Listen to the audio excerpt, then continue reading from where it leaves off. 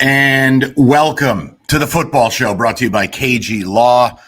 Cookies, what the hell did we just watch for hours? It was a chaos week. We got a lot of ground to cover. Let's get into the 5 big things brought to you by KG Law. And we're just going to roll through. The NFL presents us with, what would you say, 2 or 3 of these a year? Yeah. Where it's just a circus. It was insane. First of all, you remind me all the time, I'm old.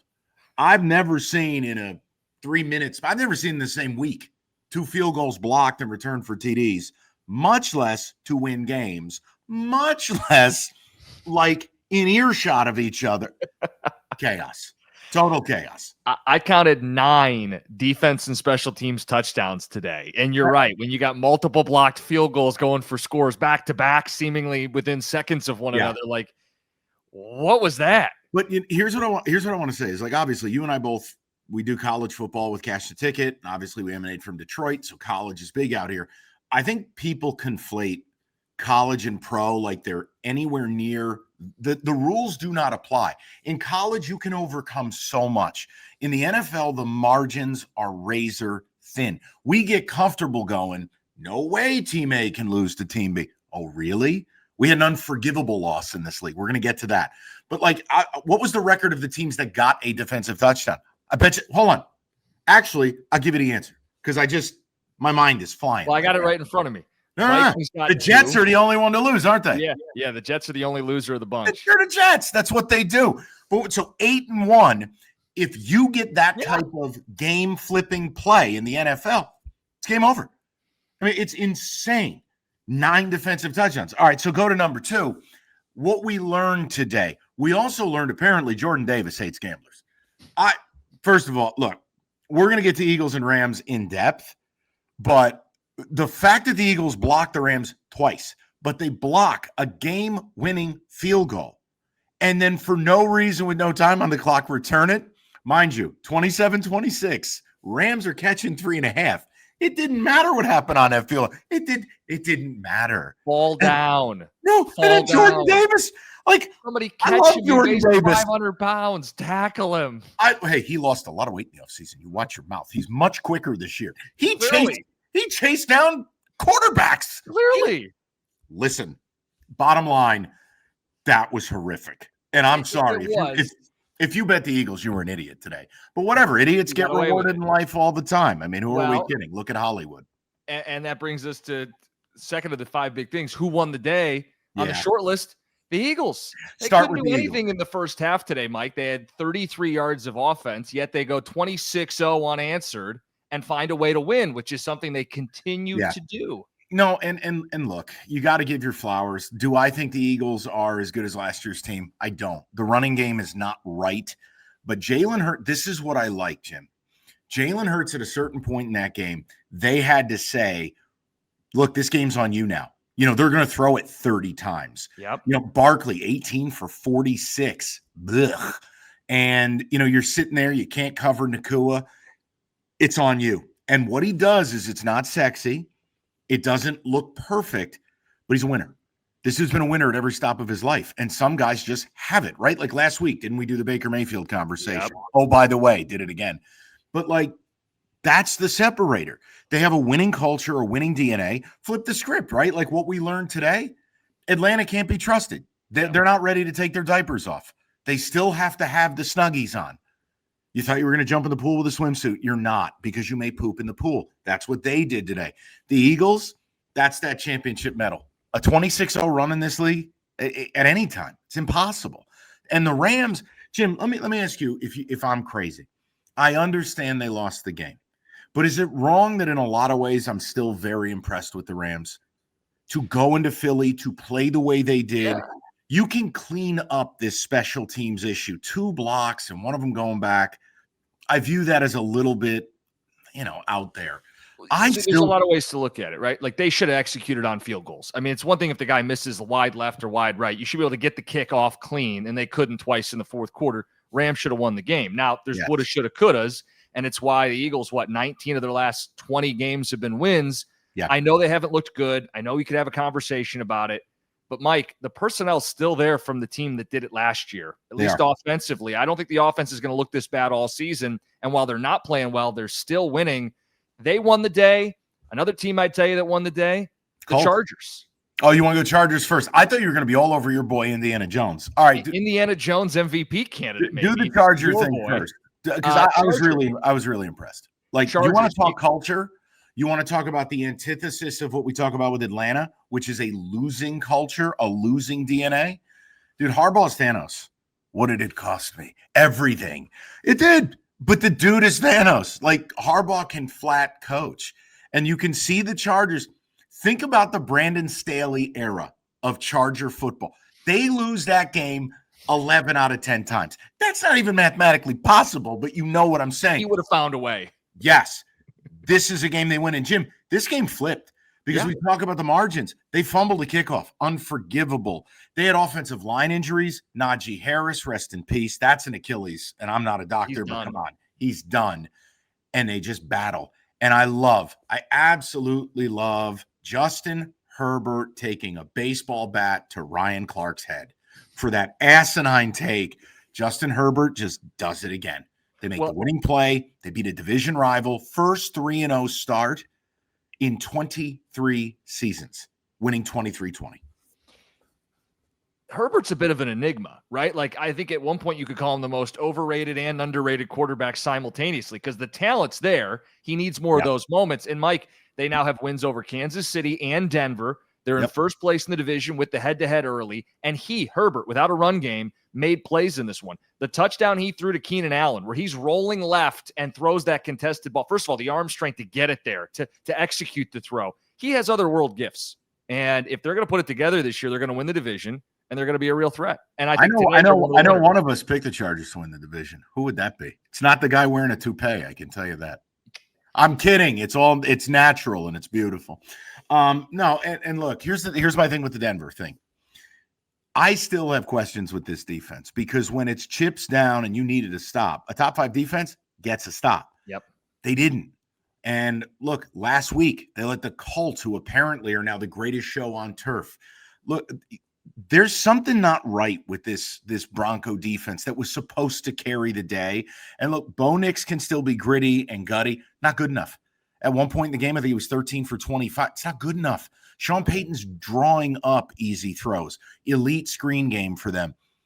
Something's not quite right there. And I wonder if there's a little bit of just kind of a regression for them. And the Chargers, look, I loved them all summer. It's playing out. It's going to look really good when the Chiefs are 0-3 tonight. Come on, just for my dad, will you allow it, please? You're wearing the Giants hat. I don't know if you're going to will it. Honestly, I'm going to sit and watch a game, and I know it'll be like the MSU game. I'm probably turning this thing off by halftime, but whatever. I apologize. Can we talk Colts for a minute? Just a minute, yeah. At what point do we believe they're real? What is real? Division winner? Sure. How about this? I term real, win division, win playoff game. They look real to me. They don't punt. They finally punted today, and it's a day they put up 40 and controlled the game. I mean, you see the stats there. Daniel Jones throws a touchdown. What you don't see is another game from Jonathan Taylor, 3 touchdowns, and they double him up. You know, it's interesting, too, because you're seeing it around the league, Jim, is like the running games are struggling everywhere. Jonathan Taylor's just killing people. He had a damn near beast mode run today. I mean, he didn't flatline anybody with a stiff arm, but he broke about 17 tackles. That film room for the Titans secondary is going to be yuck. That's going to be gross. But they look, people forget because of how awful Richardson was. Steichen is an offensive genius. Like they have offensive minds there. This is the Philadelphia Eagle like brain trust. Mm-hmm. If Danny Dimes can be the table setter and they can curate throws for him. Hell, Jim, he's using the mobility he's always had, obviously not right after the knee injury. If the running game's right, Tyler Warren's a player. You could see that one from a million miles away. I still don't know why the Bears drafted Loveland over Tyler Warren, but whatever, it's not my problem. I think they're real, Jim, and that division's bad. We're going to get through it in the rundown. I mean, whether it's Houston, whether it's Jacksonville, Tennessee, I want to say this. I want to give you credit for something because I'm starting to move to your side a little bit with the Cam Ward thing. is the flashes are there.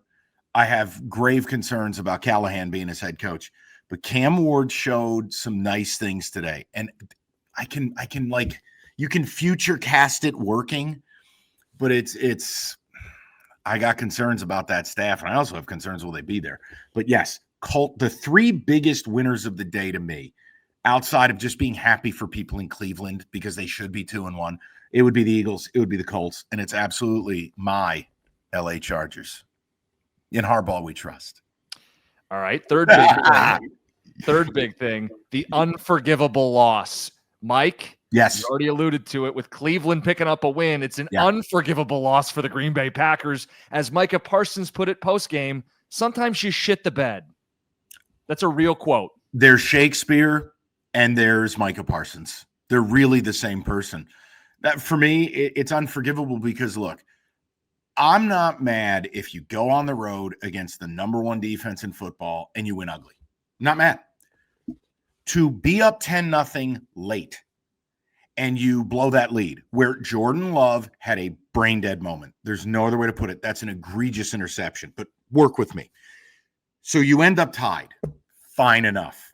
You go down the field. You do exactly what you're supposed to do. You're going to kick the game-winning field goal. We're going to get out of here, survive in advance. We don't apologize for wins.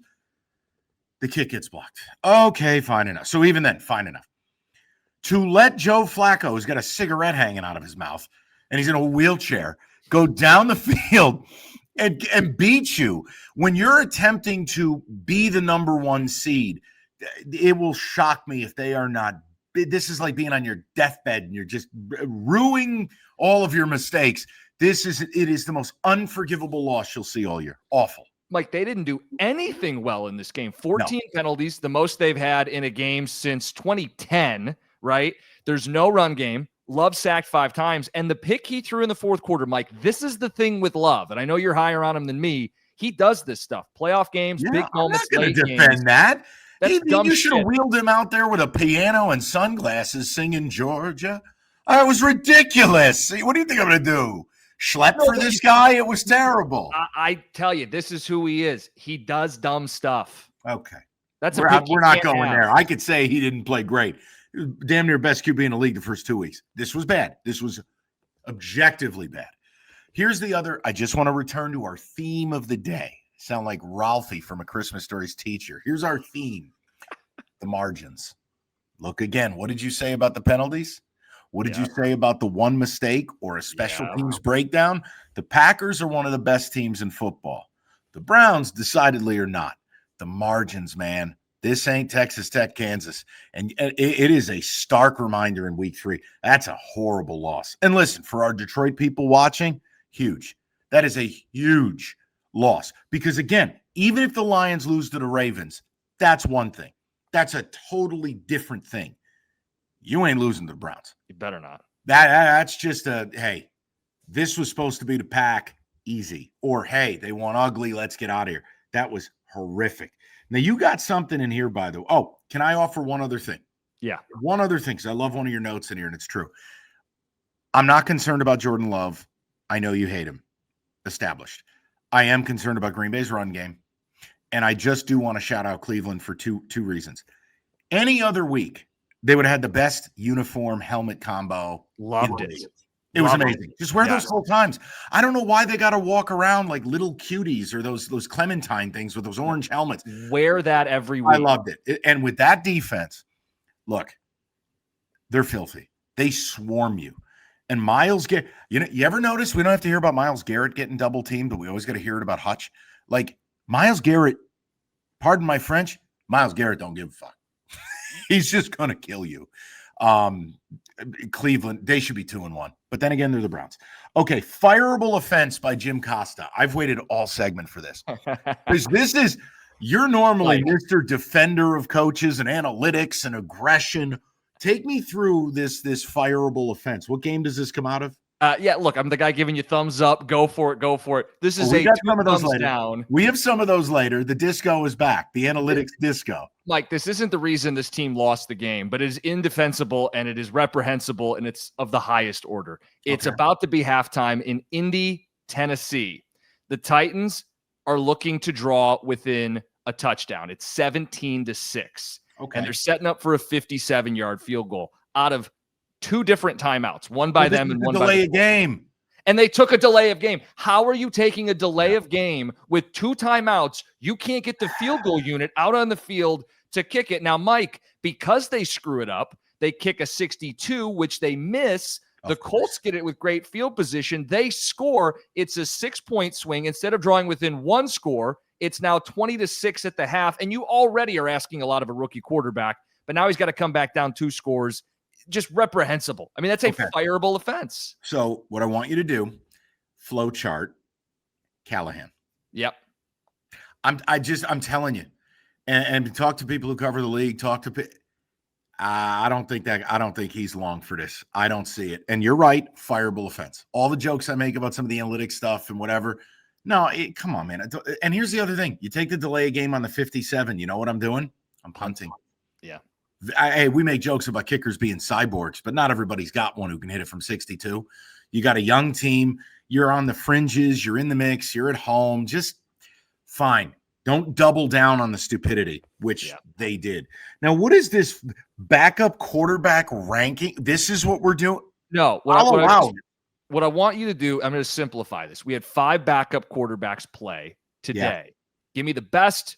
Give me the worst. Mariota was the best. Mariota basically was geriatric Jaden Daniels. The Raiders were such horseshit. But I'd say Mariota won. I just think because of the weight he had to carry, thrown it nearly 40 times, and he didn't get a lot of benefit of the doubt, and they were on the road, I'd say Tyrod Taylor. It's not Tyrod, by the way. It's Tyrod. Just throwing that out there. Guy's been in the league for 20 years, and people go, Tyrod. It's Tyrod. Bottom line, I'd put him 2. I'll put the soulless Ginger 3. I mean, Wentz 14-20. It's pedestrian, but he played well. He didn't have to do much. Did enough. And then Mac Jones. Sure, I guess. Only because Jake Browning has to be dead last. Fair. Done. You know what? Done. He didn't go full Browning, therefore not last. Look, what it shows you is this. Backups for a week, you can be okay. But the longer they play, it takes a rare person to be what Brock Purdy turned into. Like all of these guys are like auto plays if they play against. Wentz is the only one I feel good about long-term because, Jim, that defense can be high level. I won't say elite. I've never bought this Brian Flores top. There are still ways that good quarterbacks can make Flores look stupid, right? But he's got a defense. They have a great home field advantage. And Wentz is going to be the most insulated he's been since the year he was headed for MVP and he broke his back. Well, did you see today the report is JJ expected out until week 7. Is there a real chance Wentz grabs this job and doesn't look back? I think it depends on the politics within the organization too. You got to remember they used first-round capital on JJ. I'm still a believer they're running cover for this kid. That he was so bad 7 out of 8 quarters. I've never seen a guy finish a game, no signs of injury, stepping into throws, and then before anything, out, high ankle sprain, no tests, no practice, no we're going to see, no questionable, gone. I just think they put JJ in there, and look, they turn the film on and go, we're going to ruin this kid if we play him. Jim, yes, I think Wentz could take the job. But obviously, if they're losing, no. Well, so think about this. It's Steelers, Browns next 2, Eagles, Chargers, bye. Then it's Lions, Ravens out of the bye. Do you want to drop them in those games? Probably not. Oh, my God. No. I think it's his job for the foreseeable future. I do think we'll see JJ near the end of the year. I totally agree. All right. You want to give him a word from KG before we get to our rundown there, brother? All right. So let's tell you about KG Law, presenting sponsor of the football show. If you or someone you care about is injured in a car accident, don't mess around. Don't settle. Call my guy, Lawrence KG and KG Law. KG Law specializes in car accidents. So what does that mean? It means you're going to get personal attention to detail from someone who's actually looking out for you and knows what they're doing. They're not going to take some lowball settlement offer from the insurance companies. If you or someone you care about is injured in a car accident, it's KG Law. 877-KG-CARES. Visit kgcares.com. KG will take care of you. That's KAJY, kgcares.com. All right, let's get to the rundown. Brought to you by Hungry Howies. Jimmy, we got a bunch to do. You want to start Pat Steelers? Let's start with 21-14 win for the Steelers. And if you didn't watch, you have no idea. This game was stupid. That is how I describe this. For one, the Patriots fumble not once, but twice inside the 1 yard line, including Ramondre Stevenson. It had to be a pencil from the end zone. You get a Drake May fumble in there as well. Steelers are out 14-0. They do largely nothing. Rodgers doesn't even get to 150 yards, throws an egregious pick, and somehow, some way, I'm convinced he's made a deal with Satan. There is some form of dark forces that the Steelers, every time I'm watching this game, Patriot receivers, everyone's open, tra-la-la, and I'm going, Steelers are never going to win this game because Drake May didn't play that bad. The Patriots outplayed them, really start to finish. Ready? Margins. You cannot make these critical errors. Mike, the Steelers had 203 yards of offense in the game. Jesus. And it can be all explained by 5 Patriot turnovers. It's the entire story of the game. Ramondre Stevenson should be cut, his key card should not work at the facility. He should be gone. Also, Travia, hey, I'll tell you this, I know it's not a theme for the week. These rookie running backs suck. Henderson stinks. Genti stinks. Hampton stinks. Harvey. Bob Johnson, McClobberty, or whatever the fuck his name is. He scored for Washington. All right, you get my point. RJ Harvey. Hey, where's Caleb Johnson in Pittsburgh? Stinks. He's been benched forever. What on earth? They sent him to a gulag. We'll never hear from him again. He's on work detail. Here was the other one. Analytics Disco, Volume 1. Vrabel, his own 16-yard line in a 14-7 game. Own 16 in the first half. Got it, though. Do not grade this on whether it worked or not. I'm not. But you and I fight about this. A yard is a yard. You're going to go for it most of the time. Own 16, 14-7. You're at home. It's the first half. Thumbs up, thumbs down. No, that's when you should punt. That's a thumbs down. Yes. Okay. Most of these are thumbs up, and I fight with you via text during all these games. This is what I would concede. Jim, it's like the TV show, This Is Us. This is what we do, okay? All right, Vikings, Bengals. Vikings a lot, Bengals a little. This game was a joke. And again, I've said this to you. I know the Bengals are 2-0. I still think they're a 10-loss team. The offensive line's terrible. The defense is terrible. And Brian Flores worked Jake Browning over. Multiple. You had a fumble 6. You had a pick 6. It was a demolition. I don't have a lot to say. I'll just tell you this. This Bengal thing to me, guys like Jamar Chase, T. Higgins, Trey Hendrickson, this could be a powder keg. Jim, it's a bad football team. The Browns missed an extra point and a chip shot, or the Bengals lose that game. Burrow is not coming back. That division is brutal. I think it's going to be a lot more. It won't look like this, but I don't think it's going to look a lot better. That Bengals schedule, look out. Next 3 games at the Broncos, the Lions, at the Packers. Jesus. Mike, as a Lions fan, I'm looking at Trey Hendrickson saying trade deadline. We'll go back to it. Yeah, but are we doing this right? No, we don't need to do it. Hold on. Time out. It's our show. We'll do whatever we want. 60 seconds on this. I'm not fighting the principle of the issue, especially now. Hey, tell me if you've heard this before. Davenport, sir. Jim, you got to convince me the organization sees there's a problem. Well, they don't. So, like if your Uncle Leo, if Uncle Leo shows up drunk to every family function, but Uncle Leo doesn't realize that's a problem, Uncle Leo's not going to change his behavior. So, Lions, but all I can tell you is it should be on the table. They're going to sell. It is a rental. You always could use more pass rush, especially with Davenport hurt. I'm just circling Cincy because you say 10 losses. That's probably generous, especially if Burrow's not coming back. I was trying to be nice. I'm in a good mood. Let's go Bucks and Jets. They need to build a wheelbarrow because the weight that Baker carries between his legs with his pendulous balls has got to make him tired.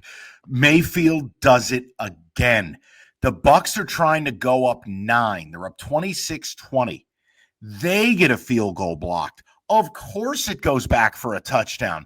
Now you're thinking the Jets are going to win the game 27-26. And Baker goes, all right, hey, Bob, the team manager, do me a favor. Lift these pendulous balls out of this wheelbarrow. I got to go play. And he just leads them down the field.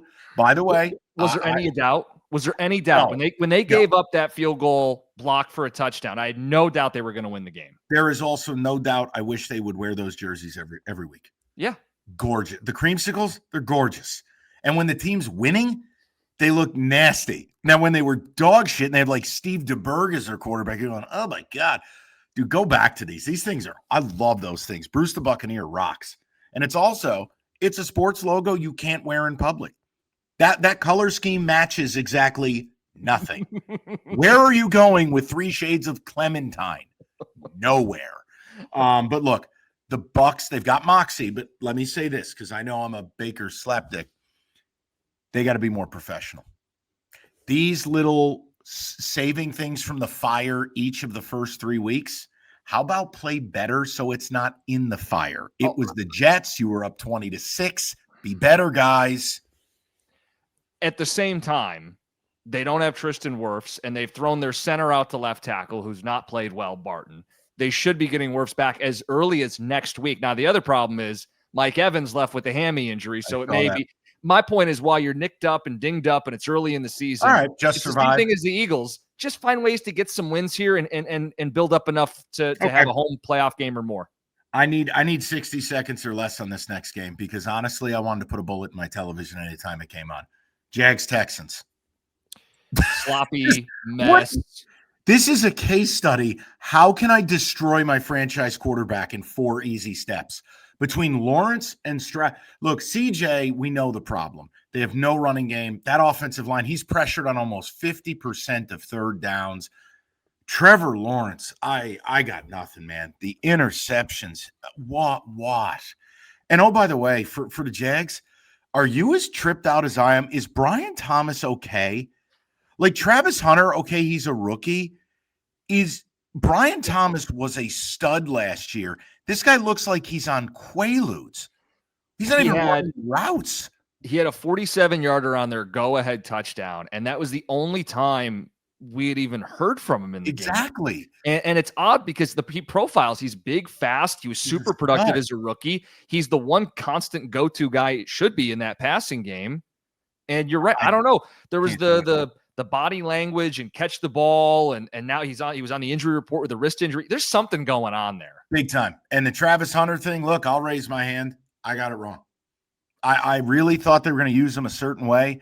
I thought he would be involved in this offense. He's a nothing burger. The defensive snaps don't pop. Now they're trying to do a 50-50 thing, which I think is the worst thing you could do. They gave up so much to get him. I like nothing about either of these teams. And for the Texans, you're going nowhere. How you entered this season with that offensive line, if you're CJ Stroud, I think you should file a lawsuit. Go to Panthers in Atlanta because this one actually made me angry. I get so mad when you look at a team, and by the way, the Panthers won 30-0. It's not a misprint, okay? Disgraceful. And I'm not being hyperbolic. You're Atlanta. You drew even. You went on the road. Your running game looked good. Your defense looked good. You're in division now. You're playing a bad Panthers team. And while Jim and I wanted no part of betting the game or laying the 5.5, your job is to go win, advance. To get beat would be bad enough. To put that uncompetitive horseshit on film, that's loser DNA. Jim, that is bar none. I know the Pack are going to catch hell, and they should. To me, Atlanta should win the dirty diaper of the week. That was atrocious. It's a multi-interception day by your young quarterback. The first, a pick six, unforgivable in the flat. Your kicker, remember they made the switch at kicker? That didn't matter. The new guy sucks too. Yeah. Left, right, miss.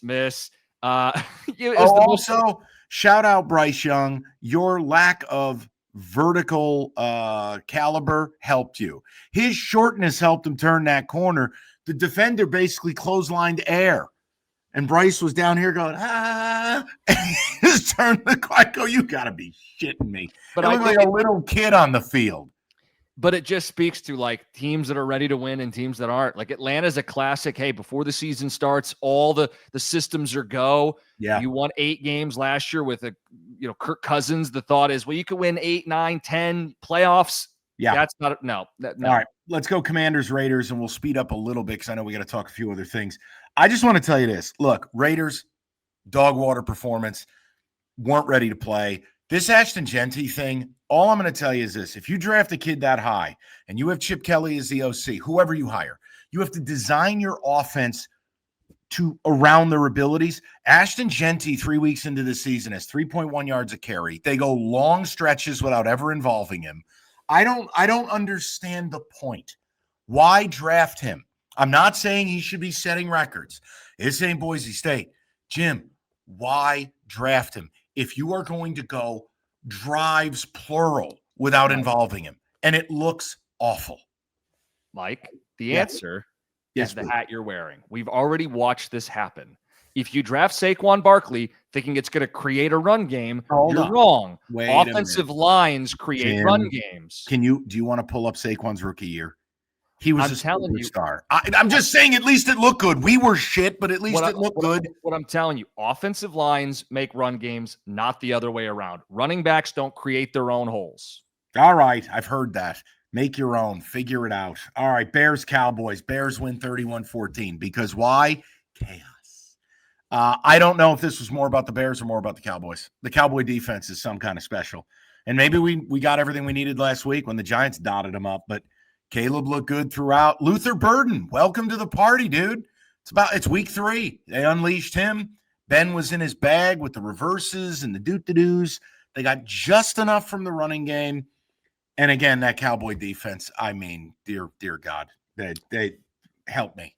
I got nothing else on the game. It's just I don't know that the Bears are fixed because you ain't going to play that level of garbage every week. That defense is awful. But I don't think they're as bad as you thought they were from week 2, Chicago, I'm saying. They needed this. They needed a bounce back. I don't think they were ever one of the 3 worst teams in the league. Okay. I think they needed this. But yeah, what am I supposed to do with it? Because the Cowboys were letting decrepit Russell Wilson go vertical on him. And it's to the credit of the Bears, they got verticality early doing the same thing. They needed this for confidence. I think it says a lot about Dallas's defense. Well, and CD getting hurt. CD getting hurt just killed him. Yeah. That kills your ability to get into a shootout. You got Pete Turpin or whatever his name is and George Pickens. We did Chargers, Broncos, no need again. Seattle and the Saints, there's nothing to say. The Saints are bad. They played over their skis the first 2 weeks. Reality came calling. Away from home, 12th man, dump truck. And by the way, I'll say one thing nice about New Orleans.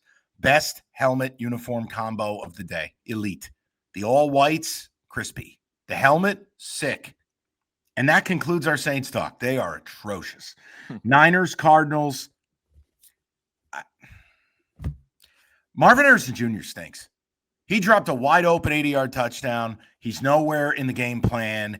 He's not interesting to me. I was told this kid would reinvent the sport. Oh, by the way, shout out Bob DeMercado, the kid from TCU. He dropped a touchdown pass in the flat. Yeah, you would have thought he was catching a meteor. But what do the Cardinals do? They don't make the winning plays. They didn't close. They left the door open. Which they didn't close the first 2 weeks, which means they're not ready, which means they're going to break my balls again because I showed faith in them that I thought they'd compete in the West. You can't lose to Mac Jones that way. And their defense did everything needed, including getting the safety. Yeah, but this is a rare game where neither team feels good leaving. Like I look at the Niners who are 3-0, and I thought, hey, this is a zombie Niners year, soft schedule. They still can't run the ball. No. Nick Bosa left with an injury. They win, which is better than losing, Mike. I've been told that. But they didn't play well. No. All right, listen. Let's cheer everybody up. We'll get a word about pizza before we preview the Lions game. Does that sound fair? Do it. Damn DeMercado. Ever wondered if What Up Dough was a pizza, what it would taste like? I'll tell you what, like Hungry Howie's authentic Detroit-style pizza. It's officially launched, out there repping the 313, making us proud with that thick, fluffy crust, cheese to edge, and sauce on top where it should be if you're calling it Detroit-style. Respect the Hungry Howies. Get yours for just $12.99 right now over at hungryhowies.com before I beat you to it. I'll say it again, authentic. All right, let's get to this Lions discussion brought to you by Moran Chevrolet. And obviously, they play tomorrow night. We don't need to go crazy on it tonight, but just a couple of minutes. I always love questions like this. You put it on here, what's at stake? My answer was credibility. Not that the Lions aren't good or whatever. Like, if they lose, it doesn't mean they're bad. I'm going to be totally fine. Now, if they go get bombed, that's a different conversation. But the credibility is, look, if they win this game, I think it puts them back to the perch that many believe they deserve to be on.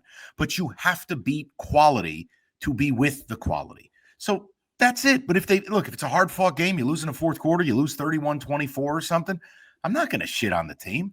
I think this is a tough assignment. It's a Monday night in Baltimore. But I'll tell you, Baltimore's banged up. Yep. BK is hurt. The D tackle, who's a stud.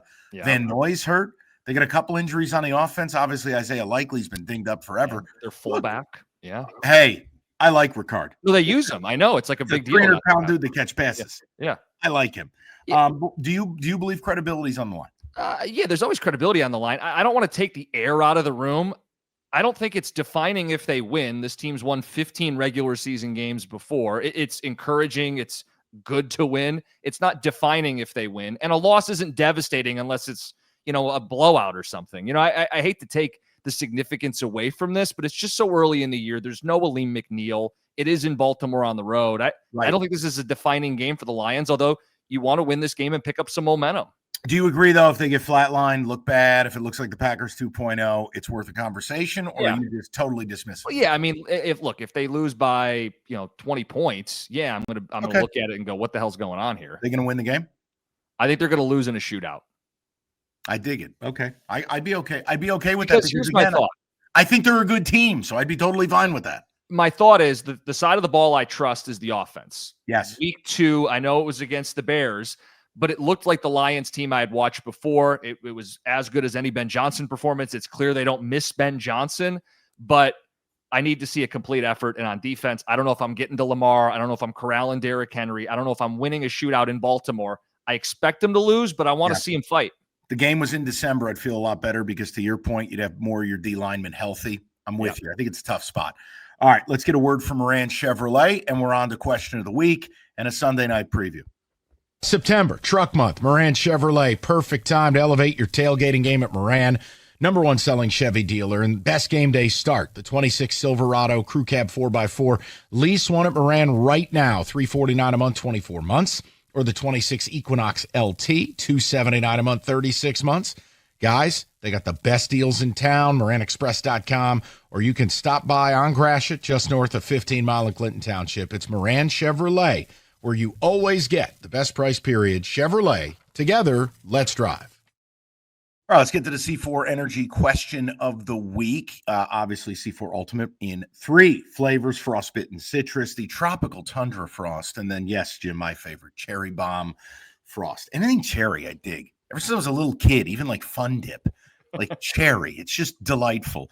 The question's from Adam Boyd in Waterville. Rank these quarterbacks in order who you'd say in the next 5 years has the most playoff appearances. It's Caleb, Daniels, McCarthy, May, Penix, Nix. For me, it would be Daniels 1. I'm going May 2 because I'm a slap. You'll probably go Bo Nix. Are those the top 3, though, by a wide margin? Yeah, I think Daniels is a clear 1. Then there's a gap. Then it's probably Bo Nix 2. God, and then I'd have Drake May 3. All right. Why do you hate Drake May? What's your problem?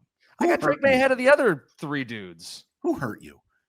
I'll get you on my side with Drake. Well, I don't know. With the way Caleb played today, should we include him in the Drake May conversation? No, not after 1 week against the zombie defense. And look, Penix, there's a lot of work to do. Look, Penix and McCarthy are the furthest away based on lack of – I think there's a lack of God-given ability by both of those guys. I mean, JJ is slight and Penix is a statue.